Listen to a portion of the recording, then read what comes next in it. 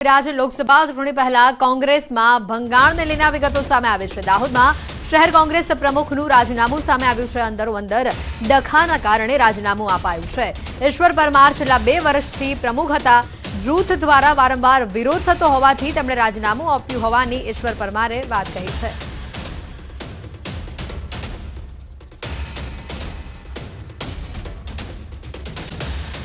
તાતના માથે ફરી એકવાર માવઠાનું સંકટ છે। હવામાન નિષ્ણાત પરેશ ગોસ્વામી આગાહી કરી છે। વેસ્ટર્ન ડિસ્ટર્બન્સના કારણે વરસાદની શક્યતા વ્યક્ત કરી છે। પહેલી અને બીજી માર્ચે માવઠું થાય તેવી શક્યતા છે। સાબરકાંઠા બનાસકાંઠામાં માવઠાની શક્યતા વ્યક્ત કરવામાં આવી છે। સાથે પાટણ અને મહેસાણામાં પણ માવઠાની શક્યતા વ્યક્ત કરી છે। કચ્છ જિલ્લામાં માવઠાની શક્યતા તેઓએ જણાવી છે। રાજ્યમાં વાદળછાયું વાતાવરણ રહેશે। અનેક વિસ્તારોમાં છૂટાછવાયા વરસાદની શક્યતા વ્યક્ત કરાઈ છે। સૌરાષ્ટ્રમાં દ્વારિકા, જામનગર અને પોરબંદરમાં માવઠાની શક્યતા તેઓએ વ્યક્ત કરી છે।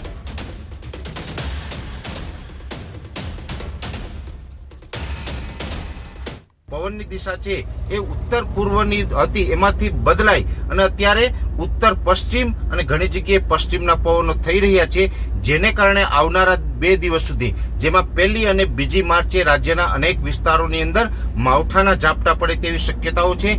જેમાં ખાસ કરીને ઉત્તર ગુજરાતનું સાબરકાંઠા, બનાસકાંઠા, પાટણ અને મહેસાણા આ 4 જિલ્લાની અંદર 1 અને 2 માર્ચે માવઠાના વરસાદની શક્યતાઓ છે। એ સાથે કચ્છ જિલ્લો છે એ સમગ્ર કચ્છ જિલ્લાની અંદર 1 અને 2 તારીખે માવઠાના ઝાપટા પડે તેવી શક્યતાઓ છે। રાજ્યના અન્ય વિસ્તારોમાં પણ હવામાનમાં પલટો જોવા મળશે, વાદળછાયું વાતાવરણ જોવા મળશે અને અમુક વિસ્તારોની અંદર છૂટાછવાયા ઝાપટા જોવા મળે તેવી શક્યતાઓ છે। જેમાં ખાસ કરીને સૌરાષ્ટ્રના પશ્ચિમ સૌરાષ્ટ્રના ભાગો છે, જેમાં દ્વારકા, જામનગર અને પોરબંદર જેવા વિસ્તારમાં પણ હળવા ઝાપટા પડી શકે છે। સુરેન્દ્રનગર, મોરબીમાં પણ કોઈ જગ્યાએ અતિ ઘાટા વાદળ હશે, ત્યાં છાંટછૂટ થઈ શકે છે। બનાસકાંઠા, સાબરકાંઠા, પાટણ અને મહેસાણા આ રાજ્યના 5 જિલ્લા છે, તેમાં 1 અને 2 માર્ચે માવઠાના વરસાદની શક્યતાઓ છે, જેથી કરીને ખાસ ખેડૂત મિત્રોએ અહીંયા સાચવવાનું છે।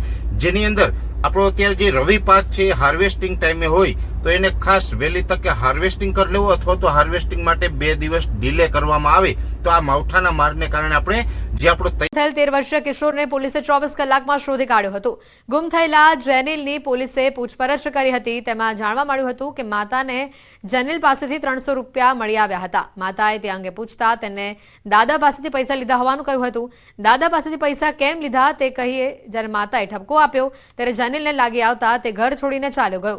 ઘરેથી સાયકલ લઈને નીકળેલ જેનિલ રોજગારી શોધતો હોવાનું પણ સામે આવ્યું। હાલ પોલીસે જેનિલનું કાઉન્સેલિંગ કરી પૈસા કમાવાના બદલે ફક્ત અભ્યાસમાં ધ્યાન આપવા સમજાવટ કરવામાં આવી છે।